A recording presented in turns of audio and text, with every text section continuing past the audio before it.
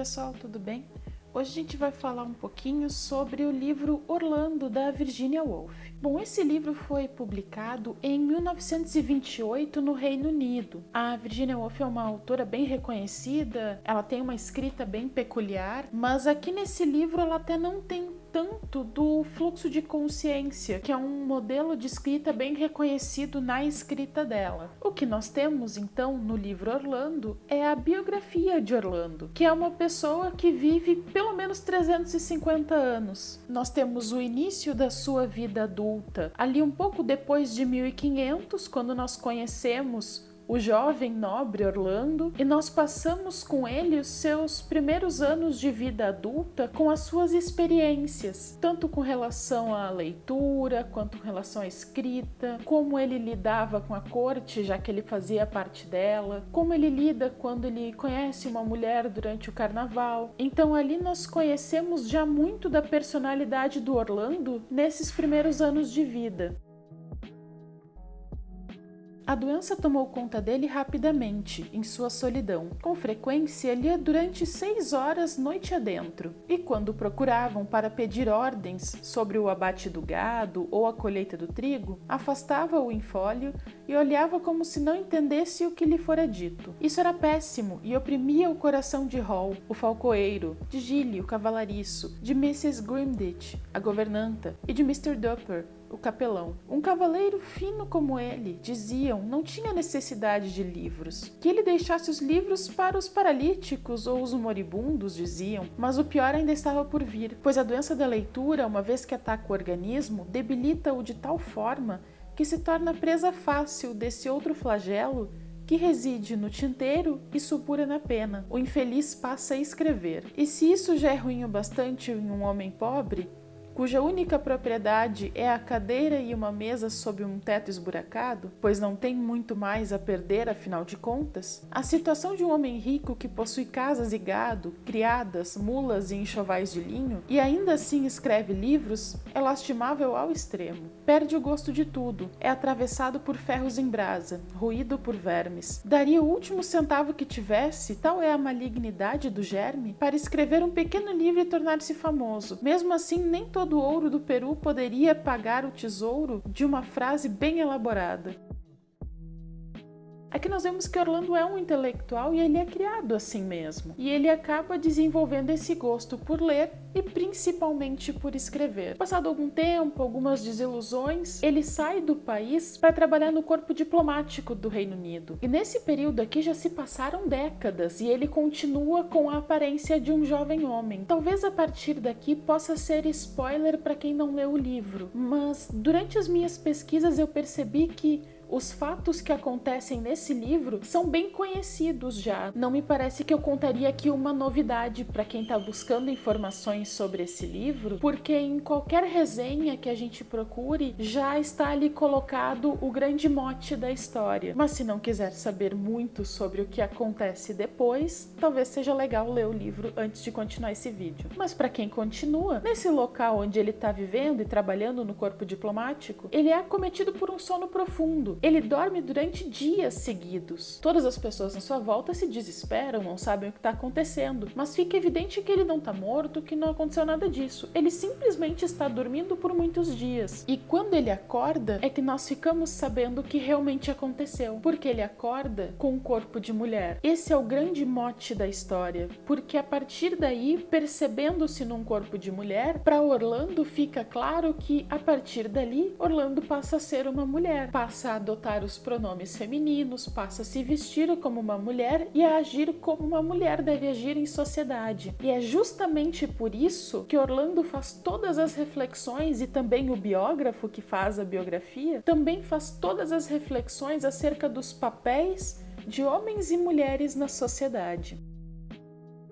Pois era essa sua mistura de homem e de mulher, onde ora predominava um, ora outro, que muitas vezes fazia sua conduta dar uma volta inesperada. A curiosidade natural das mulheres poderia questionar, por exemplo, se Orlando era mulher, como nunca levava mais de 10 minutos para vestir-se? E não eram suas roupas escolhidas ao acaso e às vezes usadas até ficarem gastas? E diriam ainda que ela não tinha nada da formalidade masculina, nem o amor de um homem pelo poder. Era excessivamente terna, não podia suportar suportar ver alguém espancar um burro ou afogar um gatinho. Embora observassem ainda que ela detestava assuntos domésticos, levantava-se ao amanhecer e, no verão, já estava nos campos antes do raiar do sol. Nenhum fazendeiro sabia mais sobre colheitas do que ela. Podia beber com os melhores e gostava de jogos de azar. Montava bem e dirigia 6 cavalos a galope pela ponte de Londres. Embora se observasse ainda que, apesar de corajosa e ativa como um homem, a visão de alguém em perigo lhe causava palpitações das mais femininas. Rompia em lágrimas a mais leve provocação. Era pouco versada em geografia, achava matemática intolerável e mantinha alguns caprichos mais comuns nas mulheres do que nos homens, como, por exemplo, que viajar para o sul é viajar em costa abaixo. Mas, se Orlando era mais homem do que mulher, é algo difícil de dizer e não pode ser decidido agora, porque sua carruagem agora rodava sobre o pavimento. Tinha chegado à sua casa na cidade. Já baixavam o estribo, abriam os portões de ferro. Estava entrando na casa de seu pai em Blackfriars, que, embora a moda tivesse abandonado depressa aquele canto da cidade, ainda era uma mansão agradável, espaçosa, com jardins descendo até o rio e um agradável bosque de nogueiras para se passear.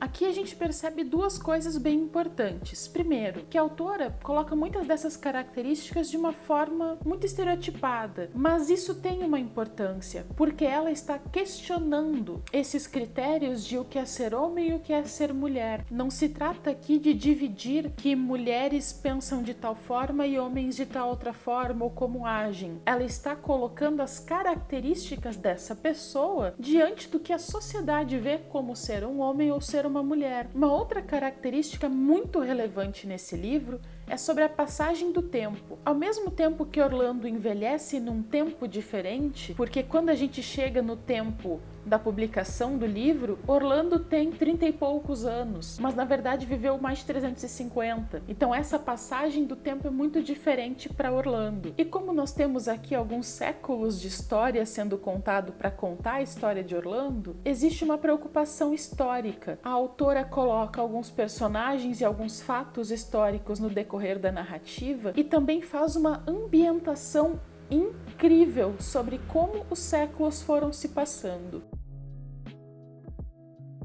A grande nuvem suspensa, não apenas sobre Londres, mas sobre todo o território das Ilhas Britânicas, no primeiro dia do século XIX ficou, ou melhor, não ficou, pois foi impelida constantemente por ventos fortíssimos, por um tempo suficiente para ter extraordinárias consequências sobre aqueles que viviam sob a sua sombra. Parecia ter havido uma mudança no clima da Inglaterra. A chuva caía com frequência, não só em rajadas intermitentes que, nem bem tinham acabado, logo recomeçavam. O sol brilhava, é claro, mas tão envolvido por nuvens e o ar estava tão saturado de água que os seus raios eram descoloridos e púrpuras, alaranjados e vermelhos de um tipo sombrio tomavam o lugar das paisagens mais claras do século XVIII. Sob esse dossel machucado e sombrio, o verde dos repolhos era menos intenso, o branco da neve lamacento, e o que era pior, a umidade agora começava a abrir caminho para dentro de cada casa. A umidade, que é o mais insidioso de todos os inimigos, pois, enquanto o sol pode ser evitado com cortinas e o frio com um bom fogo, a umidade se instala enquanto dormimos. A umidade é silenciosa, imperceptível, onipresente. A umidade incha a madeira, incrusta-se nas panelas, oxida o ferro, deteriora a pedra. Tão gradual o processo que só quando levantamos um gaveteiro ou um balde de carvão e a coisa toda se esfarela em nossas mãos é que suspeitamos que a doença está em curso.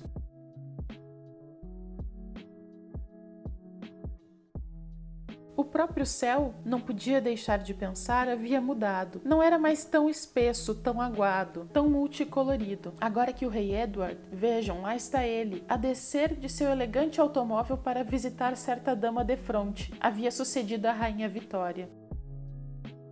Como as mulheres haviam ficado delgadas nos últimos tempos. Pareciam-se com espigas de milho, retas, brilhantes e idênticas, e o rosto dos homens era tão liso como a palma das mãos. A secura da atmosfera ressaltava a cor de tudo, e parecia endurecer os músculos das faces. Era mais difícil chorar agora. A água esquentava em 2 segundos. A era tinha morrido ou fora raspada das casas. Os legumes eram menos férteis. As famílias eram muito menores. Cortinas e capas tinham sido abolidas e as paredes estavam desnudas, de modo enquanto que quadros novos, vivamente coloridos, de coisas reais como ruas, guarda-chuvas, maçãs, eram pendurados em molduras ou pintados na madeira. Havia algo definido e preciso sobre a época que a fazia lembrar do século XVIII, exceto que havia uma distração, uma desesperança.